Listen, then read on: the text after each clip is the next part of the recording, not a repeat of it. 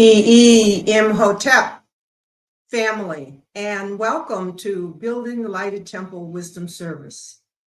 And for the purpose of the recording, I am Dr. Nteri Nelson, a KEMETIC physicist, a licensed clinician and educator, and co-founder of the Academy of KEMETIC Education and Wellness.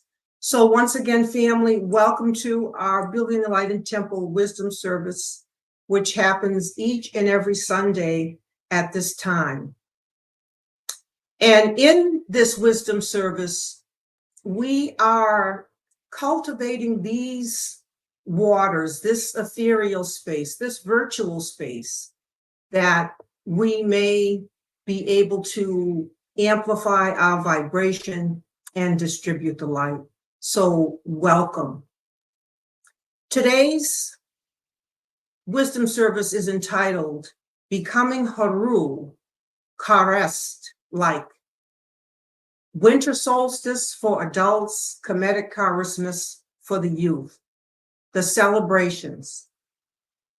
So today, as we look at becoming Heru Christ or KRST like during the winter solstice, during the KEMETIC KAREST MAS celebration, today, we will examine key elements in each enactment of this celebration and discern the similarities and the differences in how each is performed. And I want to just say good morning as you are arriving. Good to see you arriving. Great.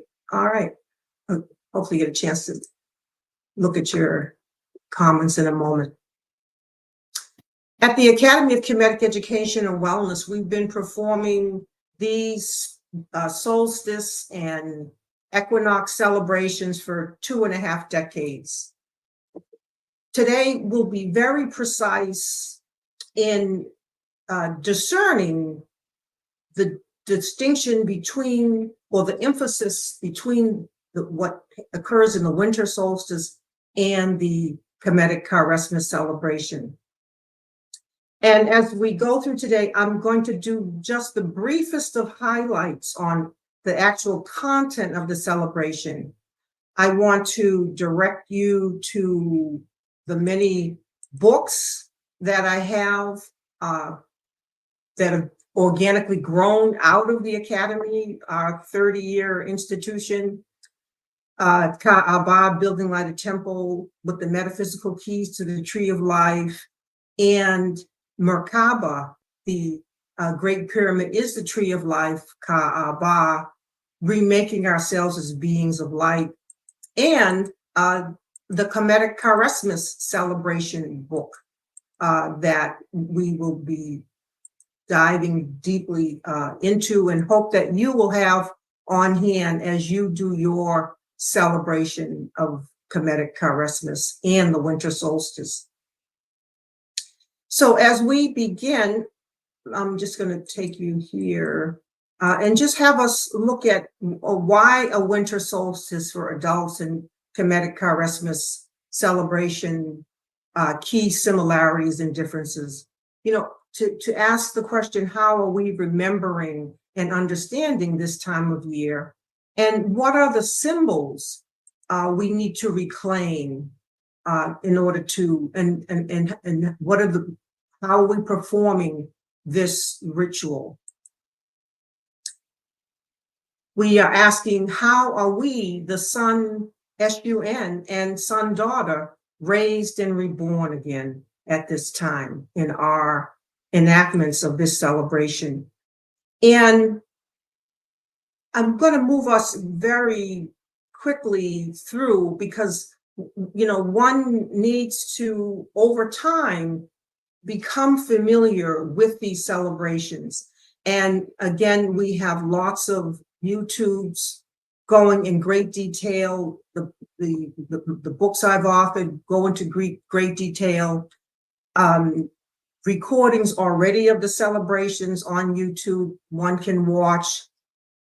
And of course, getting the step-by-step guide will assist in you understanding. You know, just like Kwanzaa is a step-by-step guide. One has, and Kwanzaa, the KEMETIC KAREST MAS and the winter solstice, like Kwanzaa, are an African-centered celebration. So one should acquire all the necessary reading and instruction to just go step by step until it just flows for you, and it will ultimately. I remember in the 60s, Kwanzaa didn't flow, but now Kwanzaa just flows. Almost every household is doing it.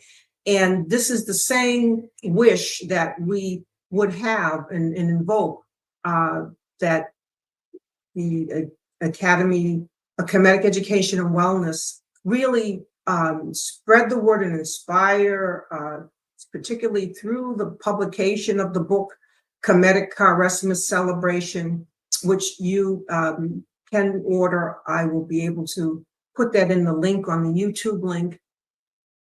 That this would become yearly celebrations.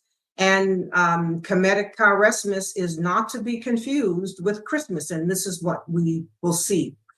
Why it is not to be confused, because we are reclaiming our symbols. So very quickly and briefly, beloveds, with more instruction to come as you come to the Academy and do our coursework and see the videos and read the books. But for today, we're going to just go quickly through some of these slides, and so that knowing that more study, if you're not familiar, will follow. So we come to this image. How are we like as the sun, S-U-N, son, daughter, raised and reborn again? And we know our African ancestors of the Nile Valley patterned their lives after the passage of the sun, the S-U-N. And so we see how we are becoming like the sun, Karest-like. And we reclaim our divine trinity of Osir, Oset, and Heru. And our story that goes with the story of Osir, Oset, and Heru. So if one is not familiar, one can access this information. And we reclaim our symbol of the African mother and child. For us, this is Oset and Heru, and we are becoming as Heru KRST, Christ-like. And we see that our symbols have gone out to look something other and different than our primal root source origin of them. So we bring that our awareness and consciousness back to the primal beginnings. And we understand our language. We learn this in the language of Medu-Neter, which the Greeks would later call hieroglyphics, that we are in the work of being Karest and born again. And this language here is spelling the word Karest Mes, the birthing of the Karest. So this is about our transformation as we move from seeming death, birth, renewal, and to examine during this time what we must shed, what we must release, what must die that we may be reborn again. And we go in great depths to understand what's happening cosmologically in the sky at this time. So we are really anchored astronomically, astrologically with what is happening in the sky. And more detail is given step by step. But we're moving quickly through this because we want to get to very precisely the distinctions to be made.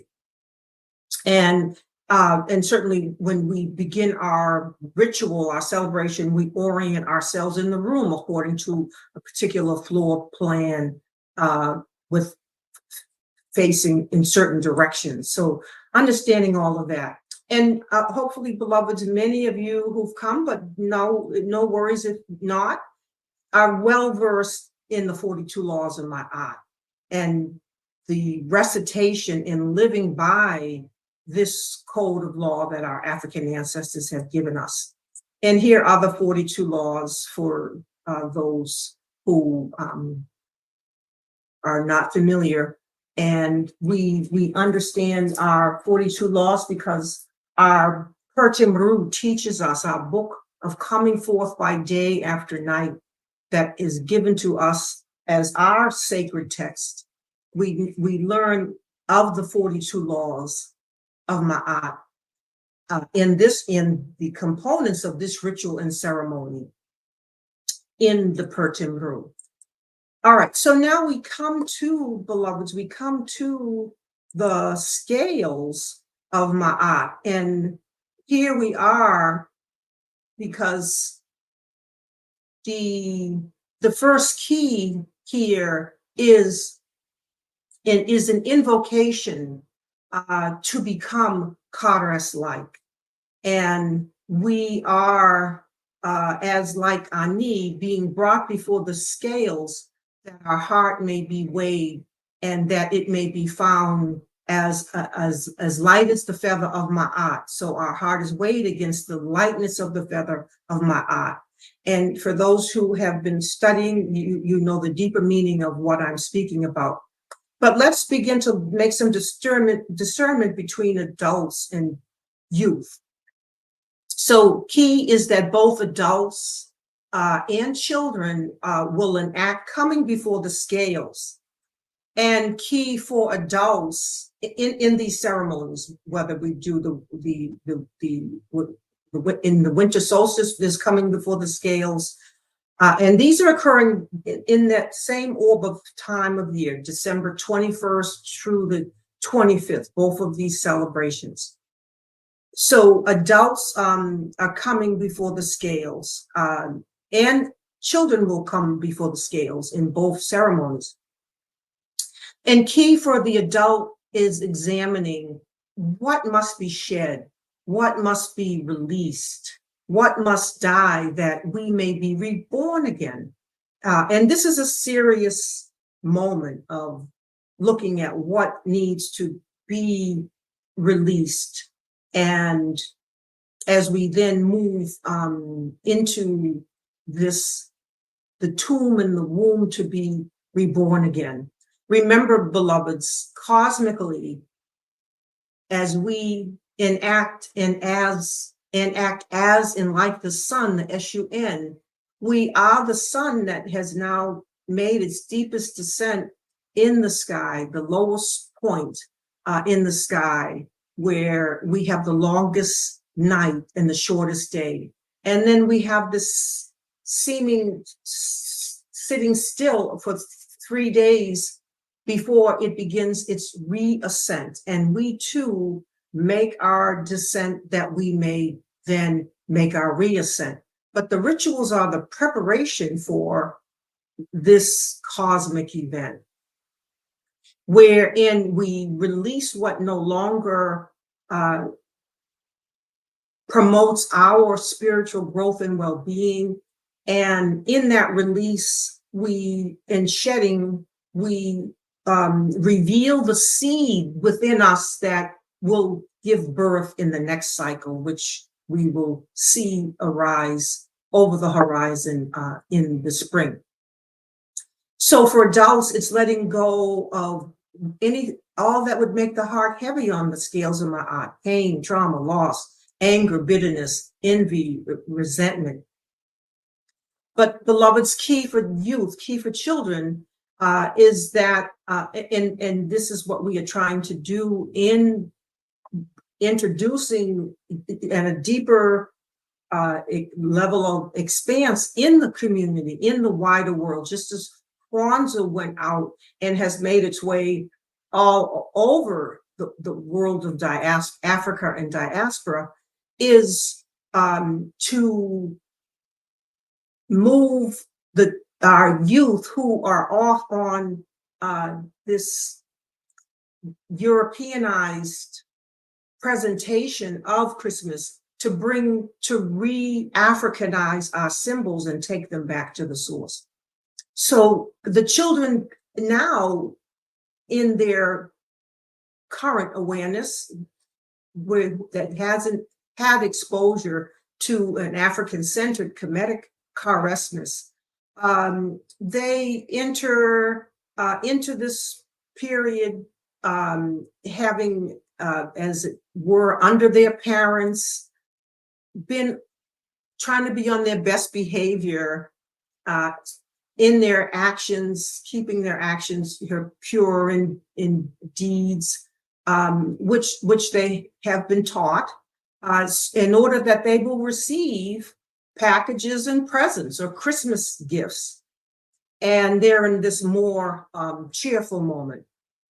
However, beloveds, what we teach in our KEMETIC KAREST MAS celebration in practice is this is about coming to stand before the Neb Lord of the world. I'll move to the next slide.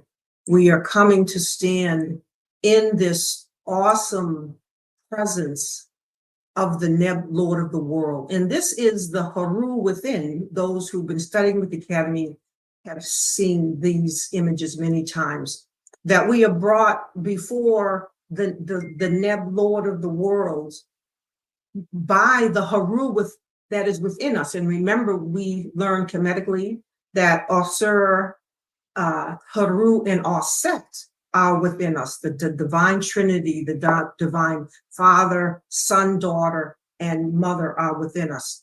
So this is the Heru that is the KRST that is bringing, who has been doing the work to be more KRST-like. Heru KRST-like is bringing and coming before the Neb Lord of the world, symbolized by Osir, which is symbolic of our eternal Father, Creator, Aman of all. And so it is this preparation where we know that in our KEMETIC practice, this is not about presents or packages, but as has been corrupted, but about the ability, because we have done the work of living in accord with the laws of Ma'at, that making our heart pure and light as a feather, that we can bear up under the vibration of this awesome presence, that we are at home and comfortable in this presence because we have done the work to make ourselves one who is living in alignment with divine will, love, wisdom, purpose, and power, and not working out of alignment on our own personal will, which we'll see in a moment. So I bring you to this slide here to we go over in our teaching in preparation for these rituals, and there's lots of symbols and in the teaching. I'm just going to highlight a little bit of it, but the perversion of the red and white crown, which is the crown of unity, as we unite that spirit and matter within us that has been corrupted. And it has, we see in this slide here, that this KEMETIC white and red crown of Kemet becomes distorted into this impotent Santa Claus hat. And so we reclaim our symbols and we don them with pride.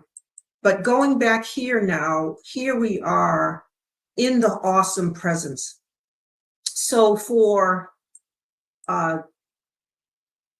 key in both celebrations is that adults and youth come to stand in this celebration and to understand what this is about, that it is not about packages and materialism and these gifts and going into debt and the commercializing that has happened of this holy, sacred ceremony, but it is about what we need to do to measure up, to be as in like Haru, that we can stand and bear the vibration, the higher vibration of our Heavenly Father, of the Creator, the all in all, the one who has created all of the universe. So, and to truly examine how, quote, good we have been to bear up under this luminosity, this magnificent vibration, this aura of light. So key alignment of the will. So we're talking now, what are these keys? What is this discernment now? It is the alignment of will. Now let's first look at will for children, youth. Now children at first practice alignment of their will with not their personal will is coming to the fore, but they're practicing under parental will. Parents say, okay, it's time to go to bed, time to do your homework, time to get ready for bed. All right. So, but this is all preparatory. What is happening under that parental steering and guidance of will is next, as adults, they will learn to align more their personal will and ambition and desire with the divine will. So first it's coming under the alignment of parents, and that then there are things that need to happen in that youth that then are within his or her own spirit. They are learning to listen and be guided, not just by the parental voice and not just by the personal ego that wants this and wants that. That's operative too. They do develop that personal ego and will, but to align through listening to their higher mind that comes as they develop, because children don't come already in that tapped in, we see some very intuitive and gifted children, but in terms of thinking abstractly and getting out of their concrete mind and thinking more literally, this is a formal development that takes place in them.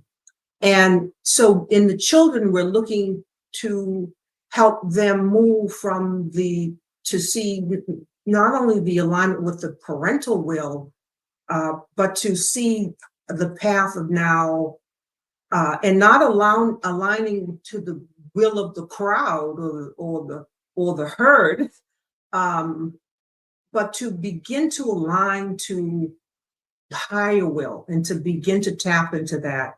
And that's what these KEMETIC practices do. So they must learn to align their personal will, desire with divine will. Now, we'll see in a moment, this also applies to adults, and because adults are aligning with their personal will and seeking to align with that higher will, that divine will. However,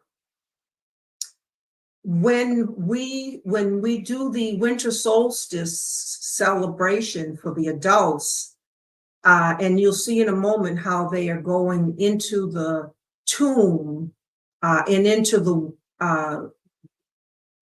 womb to be reborn again, these practices have been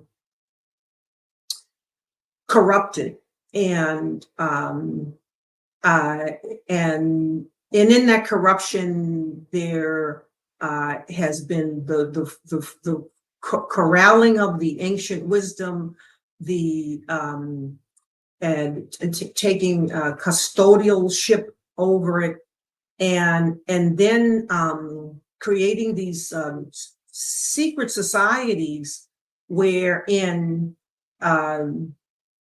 people are they're undergoing the ritual that I'm going to be talking with you about.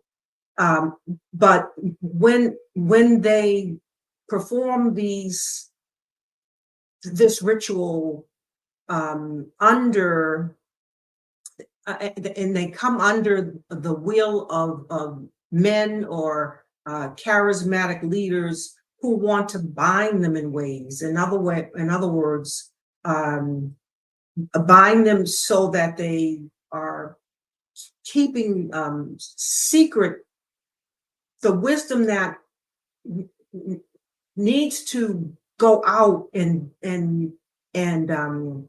be disseminated.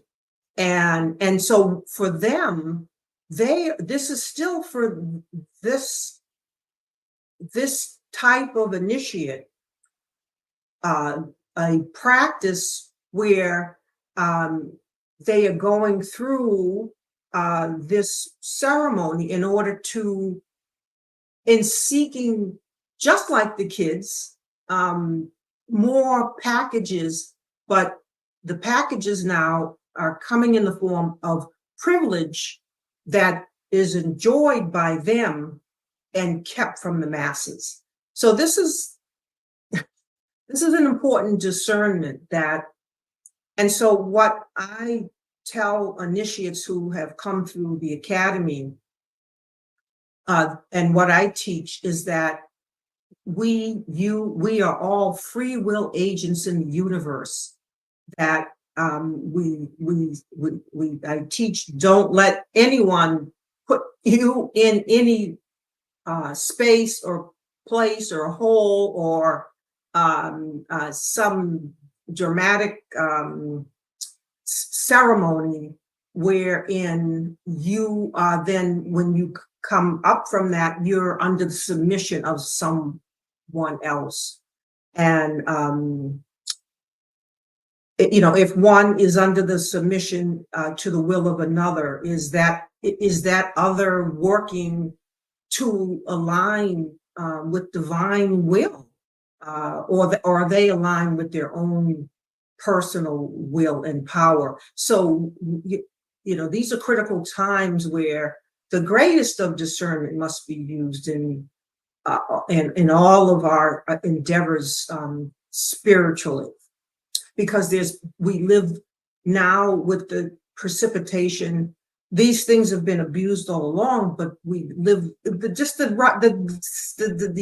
descent of the sun. It's not a big thing. It's just, it's a big thing, but it's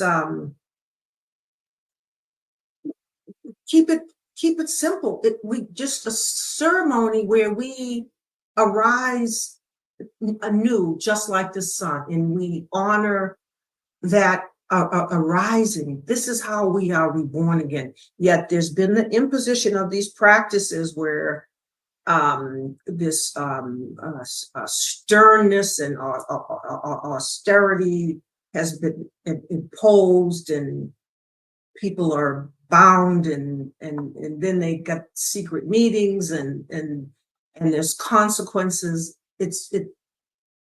We are working to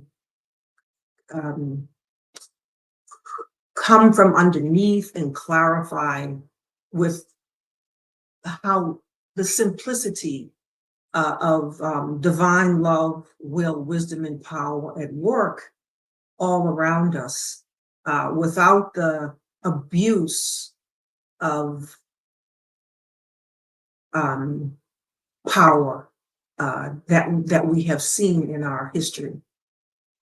All right, and so in developing and listening to the spirit within, Tahuti, which is that higher voice in our spiritual equipment, we have the opportunity in the rehearsal, we're practicing the ability to align with divine will, to be KRST-like in approximating more divine will over personal will. And so each individual has to move into that rehearsal and practice and not just put themselves blindly under the leadership of someone who might be leading you in their own lower egotistical will, personal will, not an alignment with divine will. So what we teach in the academy is you are free will agents in the universe. And that means you have to do the work, and we have to teach children to do the work, to listen to that Tahushan faculty within them, that higher voice, that divine will, that intuition, that's called the Holy Spirit inside of them, that is speaking to them. And speaking to them, we got a direct line if we but take the responsibility. And this is what we want to do. We want to teach children, and then there are adults who are in the process of sometime learning the same. So when we align with this divine will, love, wisdom, power, purpose, and plan, we are Heru KRST like in the image and likeness of God.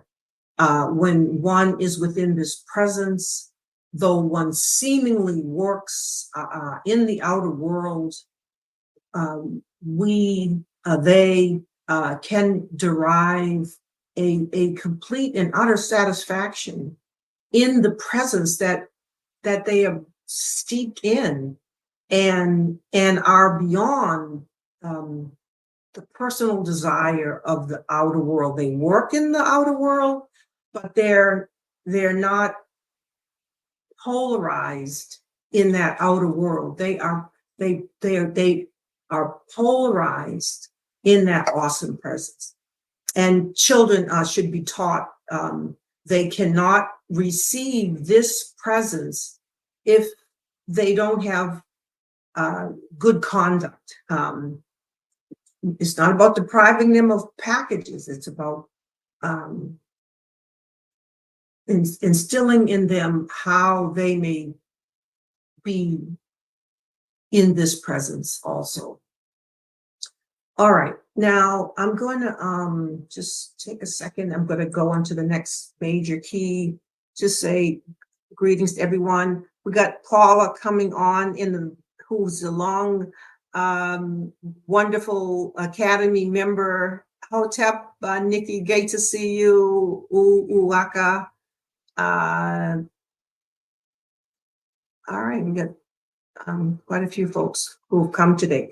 All right, so let me just go here next.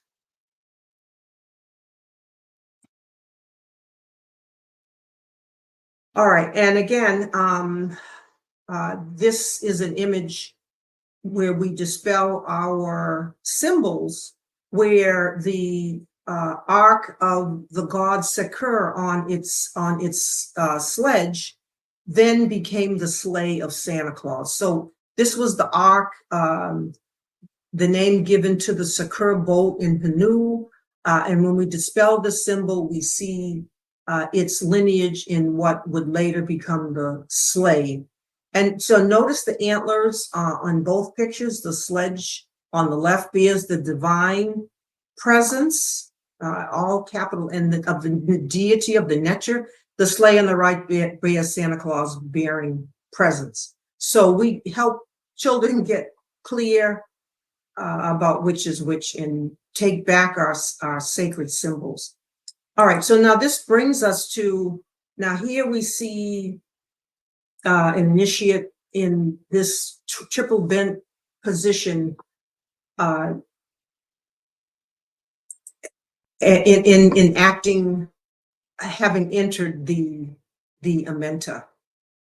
And we're going to now look at the difference in the symbolism of adults using the human body, where with youth we use the tamarisk tree, the Usa tree, later called the Christmas tree. So now we're making a distinction between the adult and the children, and what is that distinction. And I'm going to pull up this, you know, these are just elements of our ceremony. We have drumming, we have cleansing, like smudging, we have our teaching going on, we do our libation, we do our recitation, again, just highlighting some of the elements. But we come to the moment where we go into the amanta, and here we are in the triple bent position, and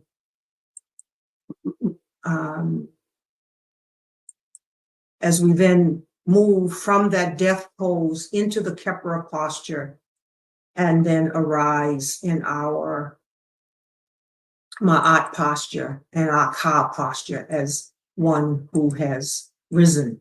All right, so this is very quick that I'm going through, but I just want to begin to show now and again, this is more corruption of our symbols. Here's Osir, and later we see the same symbols donned by the Pope, but more depth is given. The sacred symbol of the crook becomes the candy cane. All right, but here we are now. We must understand the children, the youth with the tree. And the tree, this is the tamarisk tree that grew up around the sarcophagus of Osir when he was slain in the story of Osir, and then Set in Heru. And you see this beautiful evergreen tree of this beautiful scent. And we must reclaim these sacred symbols that have become perverted. And in my work dispelling with the oracle keys to dispelling illusion, I dispel this word tamarisk. And in my book, Ka'aba, Building at a Temple, 22.5 decades ago. And this word, we put it in an oracle, and it reveals this, you know, not much imagination went into distorting our sacred symbols. But this tamarisk, here it is spelled this way, it reveals the word Christmas. So you see that, you see the KRIST MAS. So we are taking back and reclaiming our sacred symbols, and we're understanding that in deeper studies how the tamarisk tree is it is the Djed pillar symbol. It is the symbol of stability of Osir. It is our spinal column, and in the Merkaba energy of body of light, how we knit ourselves back together, spirit and matter within, it is understanding the work to be done, that we are luminous beings, and that we move from a linear consciousness to from the linear tree of life into a spherical consciousness with the spherical body of light that we are. And so so here is Heru at the top, at the apex of this tree, or this energy body of light, which you'll see if you read the book Merkaba. The Great Pyramid is the tree of light, how we move to be more in this energy body of light. So and then in our Kemetic wisdom teaches us, this is the ceremony of raising the Djed pillar, a scene on the west wall of Osir, the hall of Abtu, or Abydos. You see the raising of the Djed pillar. And so this is what is the enactment with the children in the tree of life. And there's this brother who said he was going to, at some point, carve us a Djed pillar. So that is something that we are working to accomplish as well. you know, they are synonymous. The evergreen tree and the Djed pillar are synonymous, and with our spine, which is, and the tree of life, that tree is the 7 planes of consciousness that we are climbing to, arising to within us. Each of us has the work to indwell all those 7 planes of the tree that is with us, within us. So here we are in our celebration. Just going to, and here we have we do the enactment of the raising, just like the Djed pillar. We raise that tree up. We raise it up, and certainly we see how sacred the tree is. So there's the raising of the tree of life, and see the children observing, you know, just the raising up of that tree, and which is all part of our ceremony, that we may be reborn again, that symbol. And then understanding the natures that are the tree of life, the natures that, for those who have been studying, you know that there are the natures, Tahuri, Ma'at, Herakuti, Auset, Ausur, Heru, Het Heru, Geb, and so on. There are the natures, and understanding that each nature has its correspondence. You see, we see a placing of a nature here by the children that has the picture of one of the nature or the deities, because that tree is eventually lighted, and it's adorned with all the natures, because those natures are within us. They are us, and children need to be interactive before they can take on fully and internalize the concept of they are the KRST. And you know, if you talk to a child about going into the womb or the tomb to be reborn again, they have to be a certain place developmentally. So this is a process, and we're understanding the process that is necessary. So it's reading the qualities of each of the nature, knowing that when this tree is lit, it is because each of the natures has its correspondence with a planet and with a constellation, and we are stellar beings. So that all of that stellar substance is within us. We have access to that stellar substance.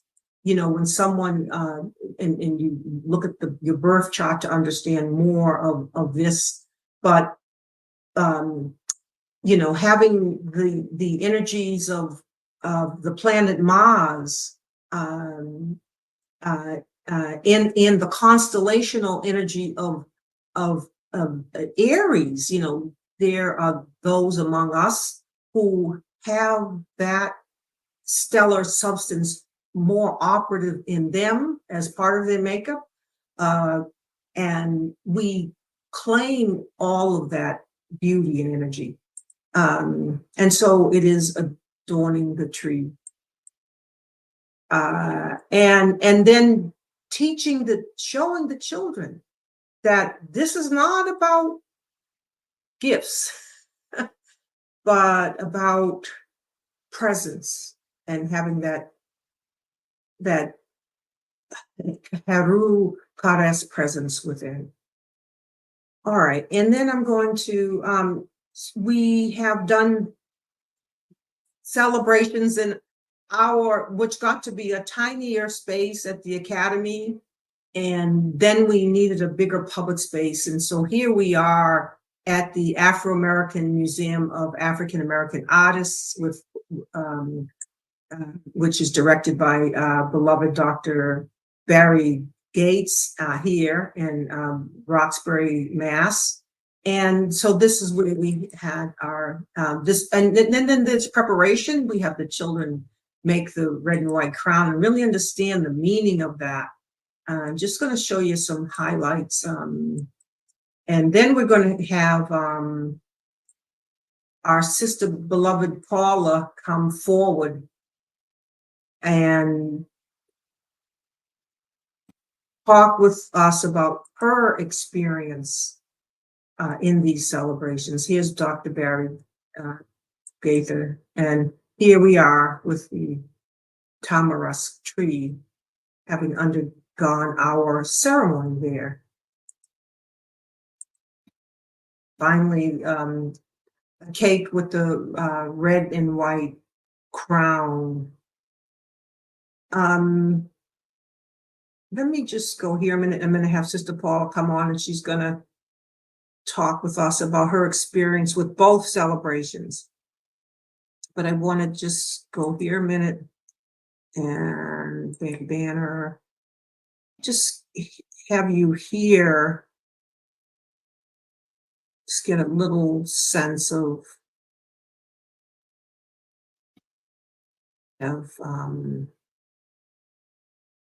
experience of my art. And together and as one, in one voice and one accord, we read the 42 laws. We recite the 42 laws together as one. I have not done iniquity.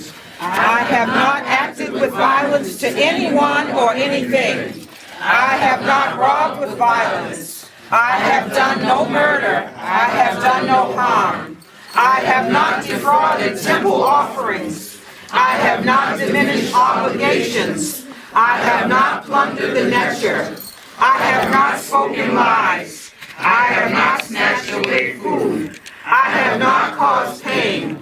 I have not abused my sexuality. I have not caused the shedding of tears.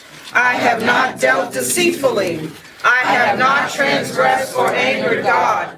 I have not acted guilefully. I have not laid waste the plowed land. I have not borne false witness. I have not set my lips in motion against anyone.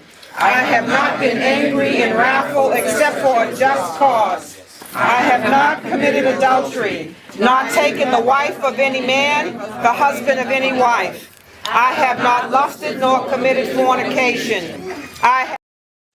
I'm going to pause that now and just show you a little clip, and then we'll have Sister Paula from the Museum of Afro-American Artists.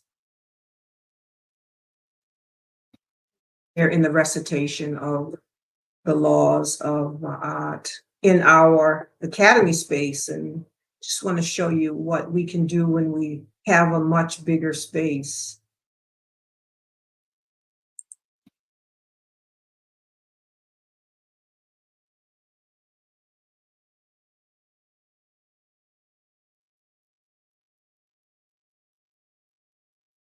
Here we go.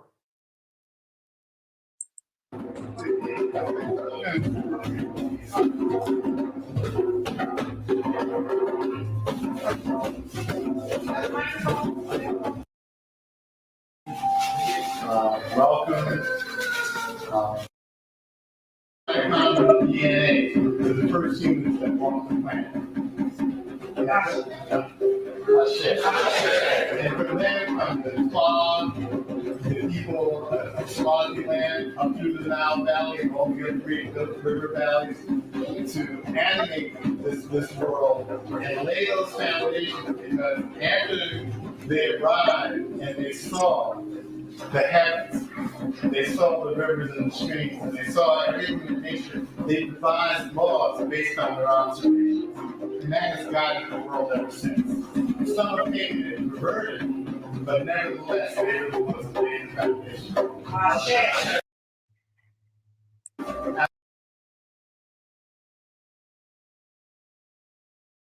No murder. I have done no harm. I defrauded temple offerings. I have not diminished obligations. I have not plundered the measure. I have not spoken lies. I have not snatched away food. I have not caused pain. I have not abused my sexuality. I have not caused the shedding of tears.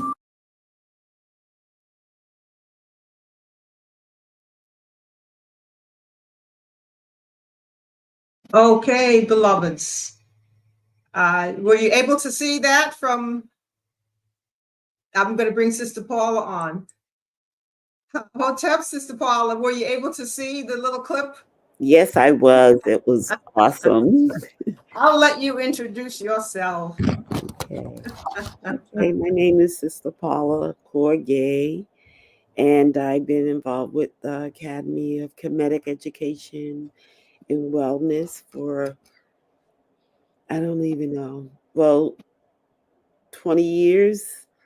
And prior to that, I was in the Nation of Islam. I was a Black Panther. I've always sought knowledge, wisdom, and understanding. Even as a child, I used to read the Bible back and forth, 11 years old. And it always scared me because the God in that Bible was just did so many evil things. And I'm like, why is he killing people? I'm 11, I'm 10, 11. And my mother would bring me to church, and I just didn't understand. It didn't fit with my nature as a child, what this God was doing in the Bible. So I would have nightmares, a lot of nightmares as a child because of the stuff that was going on in that Bible that was supposed to be so very holy. And I was, born and raised in an Episcopal church, which is, as we know, a Europeanized, religion. Anyway, as I got older, I sought knowledge and I kept seeking knowledge. And as I'm sitting here, I'm thinking how blessed I am to have met Dr. Nteri and her husband, Brother Heru, because of that urge to, like, what is our real nature? What are we really here for? What are we really all about on this earth? And as in my late 40s, I start seeking more about spirituality, trying to understand it. I got introduced to various authors like Chancellor Williams, and listening to our wonderful elders. Dr. Leonard Jeffries came here, and his wife Rosalind. Then I ran into Dr. Nteri, and things start unfolding for me as an adult and a mother.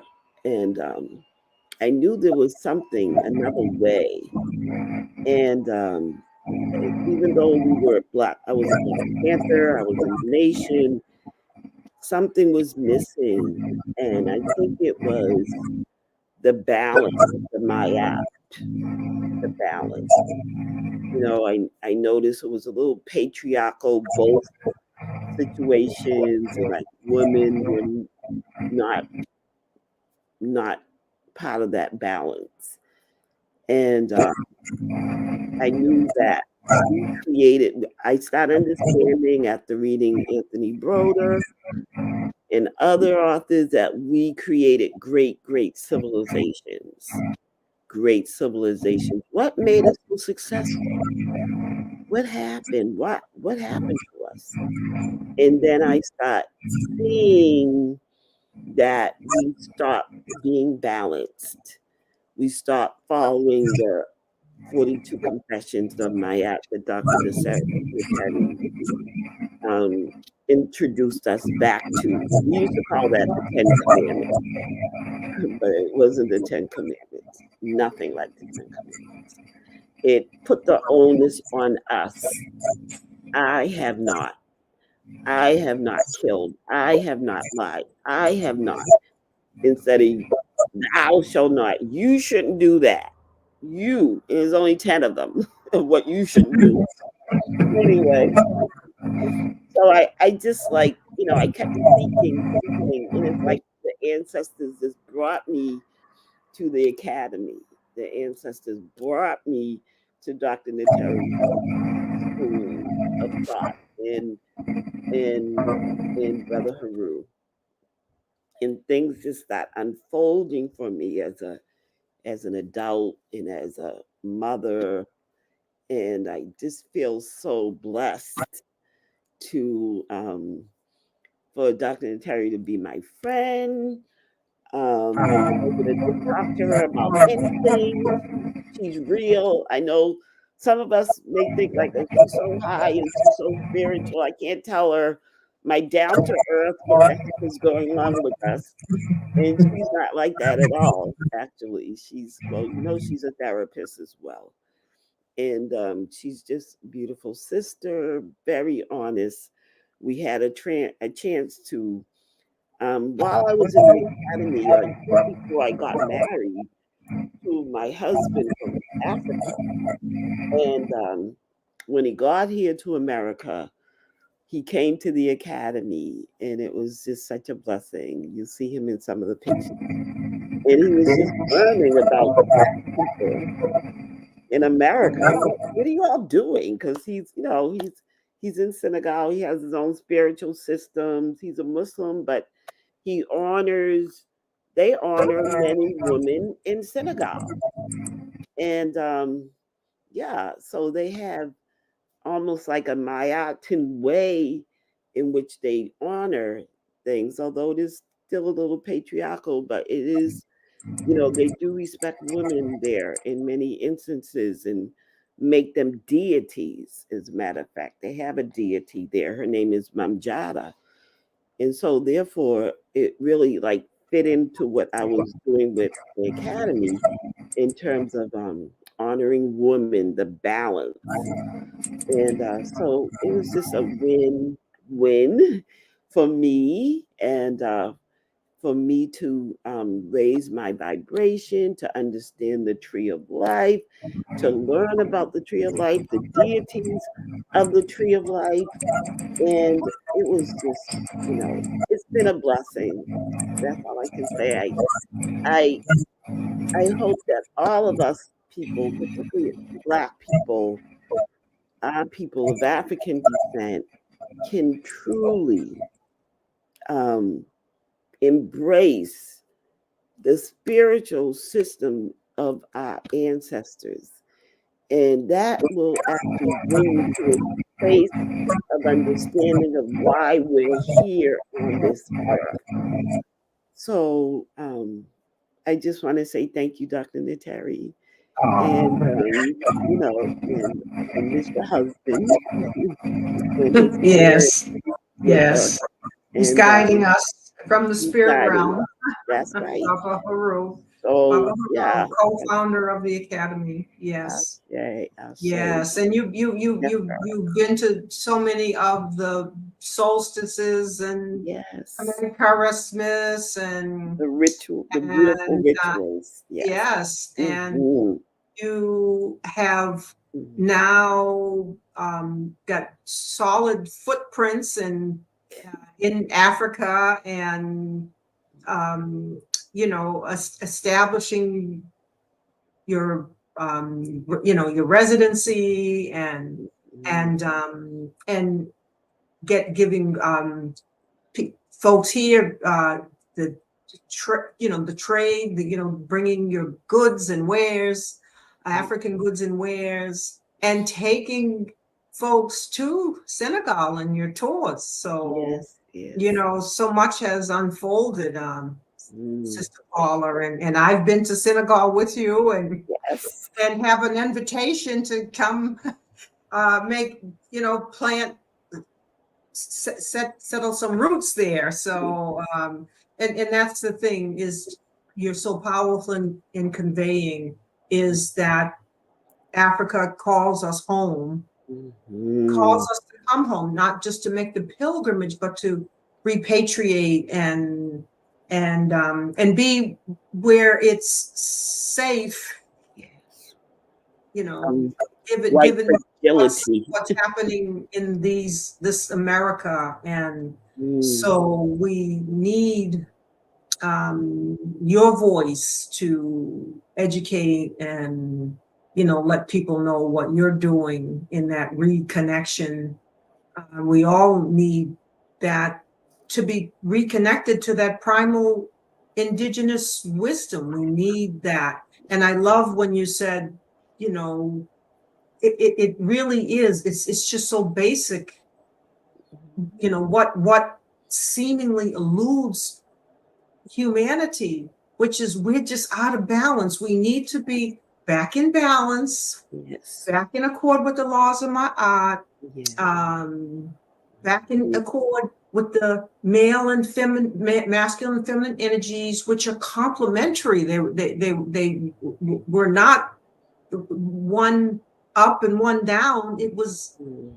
complementary, and we will teach the next generation so much if we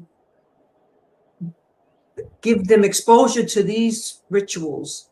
Yes. First, the KEMETIC KAREST MAS, which is more where they're at, and you know, and then the winter solstice, where they know now they are the tree of life, and that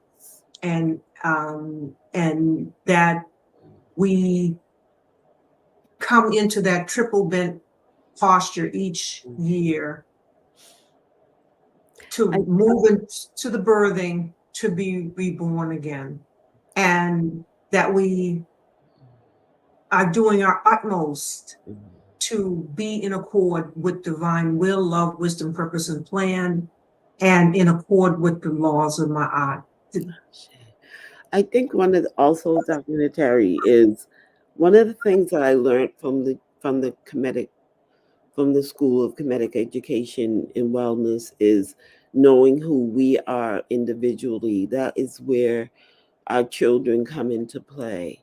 You know, when they're born, and understanding who they are, what makes them who they are. And one of the things that you taught us was astrological signs and how that plays into who we are as human beings, physical bodies on this earth, when we were born, the time we were born, and how that plays into who we are. Know thyself.